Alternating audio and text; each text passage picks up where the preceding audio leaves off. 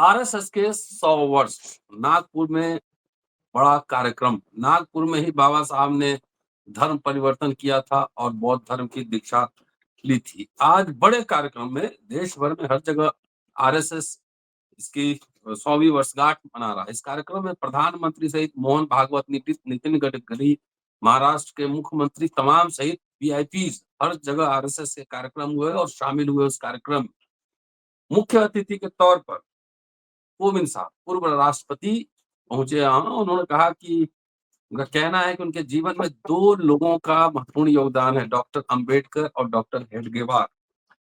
इसी बीच chief justice of India Gavai साहब की माता जी के 5 तारीख के कार्यक्रम में जाने का की योजना है, जो कि विवाद का विषय बना हुआ है। अमरावती में प्रोग्राम होना है, जाएंगी नहीं जाएंगी ये विवाद का विषय है। बहरहाल मोदी जी का भाषण वो प्रिंट में भी अवेलेबल है और कई महत्वपूर्ण बातें कही हैं। उनके भाषण से कई सवाल हमारे जहन में आया है। भाषण के कुछ अंश आपको सुनाता हूं और उसके बाद प्रोफेसर राम पुनियानी साहब हमारे साथ हैं, उनसे ये समझने की कोशिश करेंगे कि जो ये भाषण है, जो दावा है, कितना सच है, कितना ऐतिहासिक है, कितना प्रासंगिक है या झूठ का पुलिंदा है। चलिए भाषण के प्रमुख अंश में उनका कहना है कि संघ की 100 वर्षों की गौरवमयी यात्रा की स्मृति में भारत सरकार ने विशेष डाक टिकट और स्मृति सिक्के भी जारी किए। सवाल यह है कि क्या संघ इसी तरह से इतिहास में दर्ज होना चाहता है? दूसरा पॉइंट, अपने गठन के बाद से राष्ट्रीय स्वयंसेवक संघ राष्ट्र निर्माण का विराट उद्देश्य लेकर चला।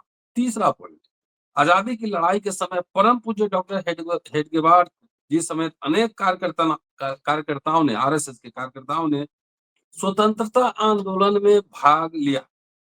डॉक्टर साहब कई बार जेल गए, जरा सोचिएगा, कई बार जेल गए। चौथा पॉइंट, उसके बाद चर्चा हम आगे बढ़ाएंगे। आजादी की लड़ाई में कितने ही स्वतंत्रता सेनानियों को संघ संरक्षण देता रहा, उनके साथ कंधे से कंधा मिलाकर चलता रहा। बस यहाँ रोकता हूँ, कई और महत्वपूर्ण बात है, लेकिन पुनियानी जी को सुनना बेहद जरूरी है कि जो दावे हैं, कंधा से कंधा मिलाकर चलता रहा, राष्ट्र निर्माण, विराट राष्ट्र निर्माण की योजना पर काम करता रहा, सामाजिक समरसता, सामाजिक तमाम ये सब बातें उनके भाषण की है। आगे चर्चा के दौरान आपसे हम पूछेंगे। स्वागत है सर, नमस्कार। बहुत धन्यवाद रतन। एक इनिशियल बैकग्राउंड मैंने बता दिया। पहला सवाल दोहरा दीजिए। पहला तो जो उनका पॉइंट है कि डाक टिकट जारी किए गए हैं और स्मृति सिक्के जारी किए गए हैं, क्या ये इसी तरह से आरएसएस दर्ज होना चाहता है इतिहास? देखिए, अब नरेंद्र मोदी ये आरएसएस के प्रचारक रहे हुए हैं और यहाँ एक बात मैं आपको बता दूं, जो एक बार प्रचारक रहता है वो जन्म भर प्रचारक रहता है। आपको इस सिलसिले में याद दिला दूं कि अटल बिहारी वाजपेयी प्रधानमंत्री थे तो अमेरिका में स्टैटन आइलैंड पे वो गए थे और लोगों ने उनका प्रधानमंत्री करके स्वागत किया।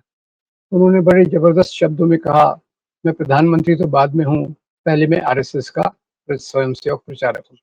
तो मोदी भी आरएसएस के प्रचारक ही है, नंबर 1। नंबर 2, जो डाक टिकट जारी किया गया, मतलब भारत संविधान से चलता है और भारत का पोस्ट एंड टेलीग्राफ डिपार्टमेंट ये भी संविधान से है। जो भी आजादी के आंदोलन के मूल्यों के साथ रहे, जो भी आजादी के आंदोलन के मूल्यों के साथ रहे, उनके बारे में डाक टिकट और सम्मान जारी किया जाना चाहिए। जो लोग पूरी तौर से आजादी के आंदोलन से दूर थे, परे थे, जिन्होंने इन सब सामाजिक परिवर्तनों का विरोध किया जो आजादी के आंदोलन के दौरान हो रहे थे, उनके लिए डाक टिकट जारी करना मेरे ख्याल से ये हमारे संविधान का अपमान है। गहरे तरीके से हम इसको देखें तो ये एक मोदी प्रचारक के रूप में अपने संघ को एक ये आदर दे रहे हैं और उसके हिसाब से उन्होंने ये भारत के प्रधानमंत्री के रूप में नहीं, एक प्रचारक के रूप में उन्होंने सरकारी ओहदे का इस्तेमाल करके इस चीज को किया है। दूसरा सवाल ये है, जो उनका दावा है, जो महत्वपूर्ण है कि राष्ट्रीय स्वयंसेवक संघ राष्ट्र निर्माण का विराट उद्देश्य लेकर चला था। कौन सा राष्ट्र? मतलब सेकुलर राष्ट्र, हिंदू राष्ट्र, किस तरह का राष्ट्र? जी तो देखिए, आरएसएस निश्चित रूप से उनकी जो राष्ट्रवाद की कल्पना है वो हिंदू राष्ट्रवाद की कल्पना है। और इसका अगर हम थोड़ा-सा 3 टप्पे देखें, तो पहला इसके बारे में सावरकर जो इनके समांतर विचारधारा वाले थे, वो कहते हैं कि जो लोग यहाँ रहते हैं सिंधु नदी के इस पार, उनकी जिनकी पुण्य भूमि, पितृभूमि ये है, वो हिंदू है। तो उसमें क्रिश्चियंस और मुस्लिम्स बाहर हो गए। बाद में फिर हेडगेवार आए, उन्होंने हिंदू राष्ट्र की बात की और ये हिंदू राष्ट्र की बात तब कर रहे थे जब पूरे देश में भारतीय राष्ट्र की बात चल रही थी।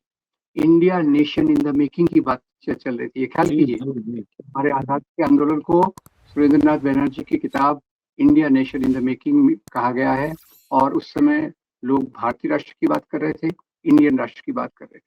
तो इनका जो राष्ट्रवाद है और वो बार बार झलकता है।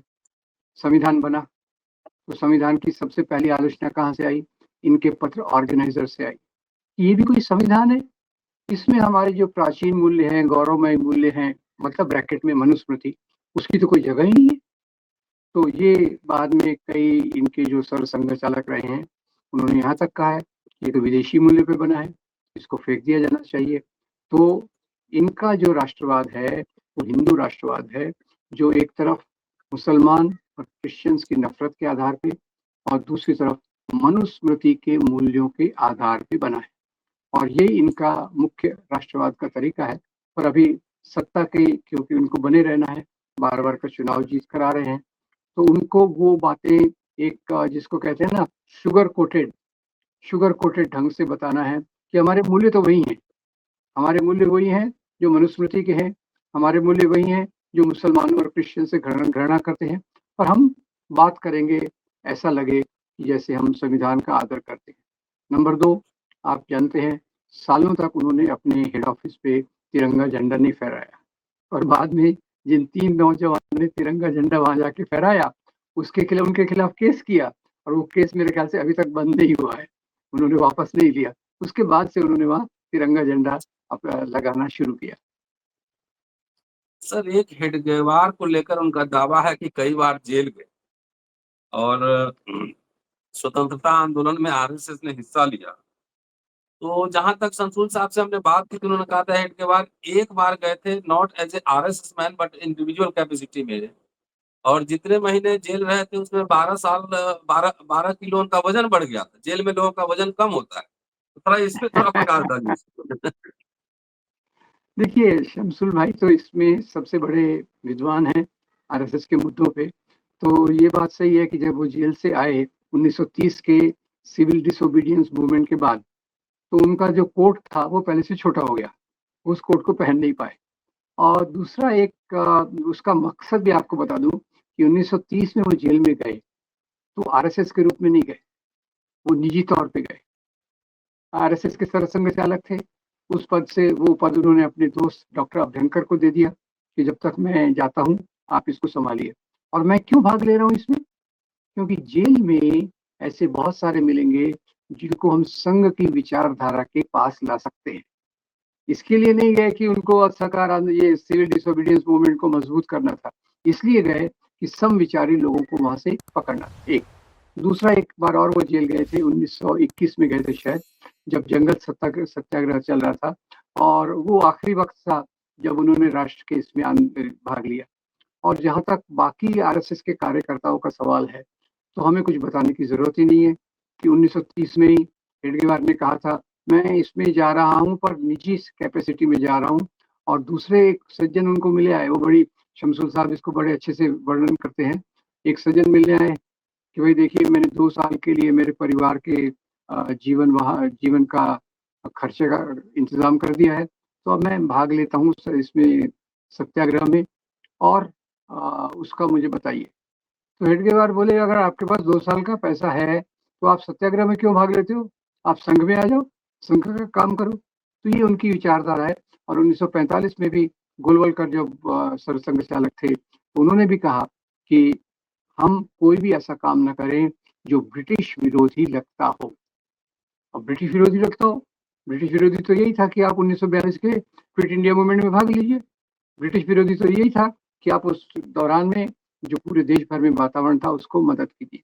तो उस समय गोलवलकर का भी ये पत्र है कि कोई भी काम ऐसा ना किया जाए जिससे ब्रिटिश लोग नाराज हों। तो देश की आज़ादी में इनका कोई योगदान नहीं है। 1930 में अलग कारण से गए थे, 1921 में जब वो गए थे उस समय तो आरएसएस बना भी नहीं था। उस समय वो अलग मुख्य मकसद से काम कर रहे थे। तो आज़ादी के आंदोलन में उनके योगदान की बात ये उनके कई रिसर्चर्स इधर-उधर से ढूँढ के ला रहे हैं कि वो उस गाँव में आंदोलन हुआ था।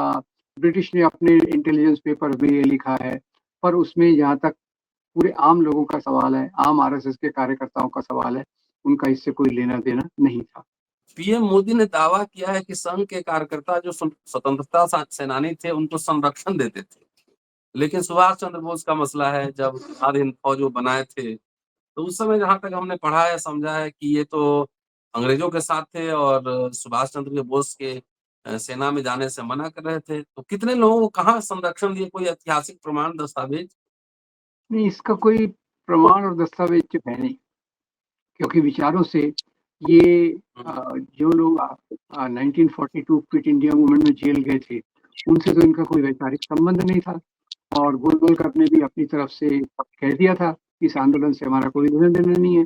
तो उस आंदोलन में भाग लेने वालों को इन्होंने शरण दी, ये मेरे ख्याल से इनकी बनाई हुई कहानी है। किसी और स्वतंत्रता संग्राम के अगर लीडर ने लिखा हो कि मुझे आरएसएस ने संरक्षण दिया, इसने संरक्षण दिया, तो बात मानेंगे। अपने मुँह मियाँ मिट्ठू बनना, ये तो इनकी बड़ी आदत है। तो इस प्रकार का कोई दूसरे प्रकार का प्रमाण नहीं मिलता। और जहाँ तक सुभाष चंद्र बोस का सवाल है, एक मज़ेदार किस्सा मैं आपको बताता हूँ। सुभाष बोस इनसे मिलना चाहते थे ताकि आज़ाद हिंद फौज में आरएसएस के कार्यकर्ताओं को रिक्रूट किया जा सके। तो जब ये वहाँ उनसे मिलने गए, तो जाने के साथ उन्होंने सुना कि अंदर हेडगेवार जी अपने रोगियों के साथ मिलकर मज़ाक कर रहे हैं, हँसी मज़ाक कर रहे हैं। और जैसे ही उन्होंने भेजा अंदर भाई सुभाष बोस आपको मिलना चाहते हैं, तो तुरंत अंदर से संदेश आया कि उनकी तबीयत ठीक नहीं है, वो मिल नहीं सकते और वो कंबल ओढ़ के सो गए। जैसे अपने बाबा रामदेव साड़ी पहनकर भाग गए, तो इन्होंने कंबल ओढ़ लिया कि भाई मेरी तबीयत खराब है, माफ़ कीजिए मैं आपको मिल नहीं सकता। और तो इसलिए आरएसएस के कार्यकर्ताओं का कोई आज़ाद हिंद फौज में भाग लेने का कोई मकसद नहीं बना। एक संविधान की भी चर्चा पीएम मोदी ने की कि संवैधानिक संस्थाओं के प्रति आस्था ने संघ के स्वयंसेवकों को हर संकट में स्थित प्रज्ञ रखा। संवैधानिक संस्थाओं के प्रति आस्था की बात हो रही है, तो क्या मतलब क्या भारतीय गणराज्य, भारतीय संविधान और संवैधानिक राज्य के प्रति इनकी आस्था रही है क्या? देखिए, वास्तव में कुछ उल्टा हुआ है। भारतीय संविधान की जो संवैधानिक संस्थाएँ हैं, उनमें तो इन्होंने घुसपैठ करके उनके स्वरूप को भी बदल दिया है। आपने एक देखा होगा, आईएएस के कैडर में एक लेटरल एंट्री भी है, जो संघ से प्रशिक्षित लोग उसको जॉइन करके प्रशासन को चलाते हैं। तो हमारी जो संवैधानिक संस्थाएँ उनका जो काम है, उससे उलट वो ये काम कर रही हैं, जो बीजेपी आरएसएस के लिए ज़्यादा उचित है। हमारा इलेक्शन कमीशन देख लीजिए, ईडी देख लीजिए, आईटी देख लीजिए, इन सब में ये लोग इनकी विचारधारा के लोग घुसपैठ में हैं और ये खुद संस्थाएँ इस प्रकार से काम करती हैं, जो इनकी पार्टी और इनके संगठन को फ़ायदा पहुँचाए। इसका कोई संवैधानिक जो संस्थाएँ हैं, उनके प्रति इनका आदर है, ऐसी कोई बात नहीं है। एक और बात उन्होंने की है अपने भाषण में कि प्राकृतिक आपदा में हर जगह स्वयंसेवक सबसे पहले पहुंचने वालों में से रहते हैं, लेकिन पंजाब में तो बाढ़ आया नजर आया नहीं, अपने हिसाब से पहुंचते हैं। तो उनके उनके इस बात से उनकी सच्चाई साफ में आती है ना। एक्चुअली पंजाब की बाढ़ में ज़्यादा जो मदद की, वो जमात वालों ने की और ऐसी मदद वगैरह करने में जो संगठन इस प्रकार के हैं, जो मज़हब के नाम पे सियासत करते हैं, वो लोग इसमें ज़्यादा आगे रहते हैं। तो इनका कोई दावा हर समय करते हैं, जैसे सुनामी आई थी कि भाई सुनामी के समय हमने मदद की। पाकिस्तान से रिफ्यूजी आए थे, तो उनका दावा है कि उन्होंने मदद की। कहीं-कहीं वो मदद करते भी हैं, पर वो मदद मानवता के आधार पे नहीं करते। मदद भी करते हैं, वो धर्म देखकर करते हैं कि कोई हिंदू है तो उनको मदद की जाए, सवर्ण हैं तो उनको मदद की जाए। ऐसा कहीं-कहीं देखने को मिलता है, पर हर जगह भी ये बात लागू नहीं होती। नहीं, अभी तो अडानी को 1 रुपए प्रति एकड़ के ज़मीन से अभी दिया गया है वहाँ पर बिहार में 1050 एकड़ ज़मीन, है ना? जी। एक आखिरी सवाल लेता हूँ जो कह रहे हैं अपने भाषण में कि आरएसएस जो है दशकों से आदिवासी परंपराओं, रीति-रिवाजों, आदिवासी मूल्यों को सहेजने संवारने में अपना सहयोग देता रहा है, अपना कर्तव्य निभाता रहा है। कितना यथार्थ, कितना मिथक?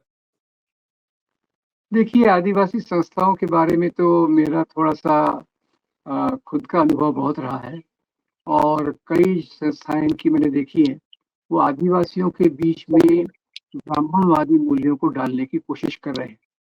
आदिवासी हुँ, बच्चों को उसी प्रकार के ग्रंथ पढ़ाना और आदिवासी बच्चों को ये मुख्य रूप से क्या बताते हैं कि तुम लोग तो हिंदू समाज के भाग हो, मुसलमानों के कारण तुमको जंगलों में आना पड़ा, इसीलिए तुम्हारी जाति का जो दर्जा है, वो पहले से नीचे गिर गया है।